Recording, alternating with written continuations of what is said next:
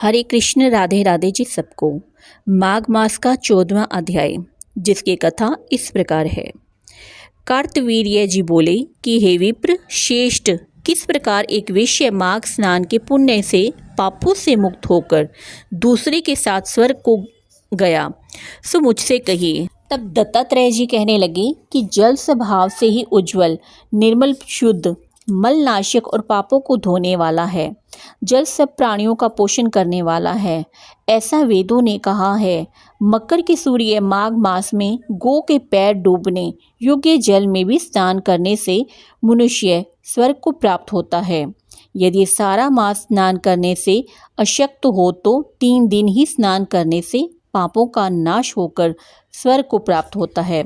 चाहे दीन होने से थोड़ा सा ही दान करे, वह भी धनी और दीर्घायु होता है। 5 दिन स्नान करने से चंद्रमा के सदृश शोभायमान होता है। इसलिए अपना शुभ चाहने वाले को माघ में बाहर स्नान करना चाहिए। अब माघ में स्नान करने वालों के नियम कहता हूँ। अधिक भोजन का उपयोग नहीं करना चाहिए। भूमि पर सोना चाहिए। भगवान की त्रिकाल पूजना करनी चाहिए। ईंधन, वस्त्र, कंबल, जूता, कुमकुम, धृत, तेल, कपास, रुई, वस्त्र तथा अन्न का दान करना चाहिए। दूसरे की अग्नि न तपे, ब्राह्मण दान न ले और मास के अंत में ब्राह्मणों को भोजन करावें और उसको दक्षिणा दें तथा एकादशी के नियम से माघ स्नान का उद्यापन करें। भगवान से प्रार्थना करें कि हे देव, इस स्नान का मुझको यथोक्त फल दीजिए।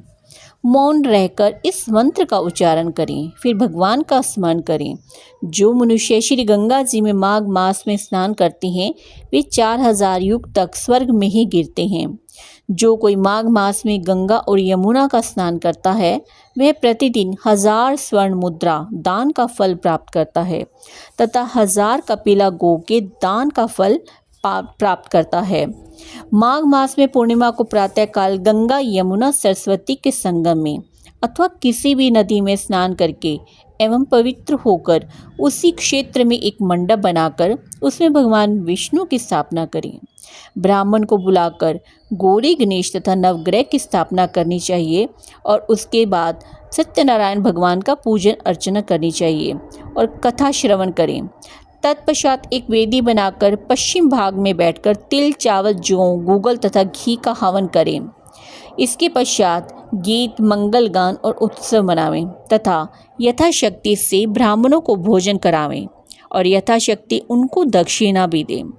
जो मनुष्य माघ मास में इस महात्म्य को पढ़ता या सुनता है तथा उपरोक्त रीति से उद्यापन करता है, तो इस व्रत व उद्यापन से कुल से 7 जन्मों के किए गए संपूर्ण पाप नष्ट हो जाते हैं।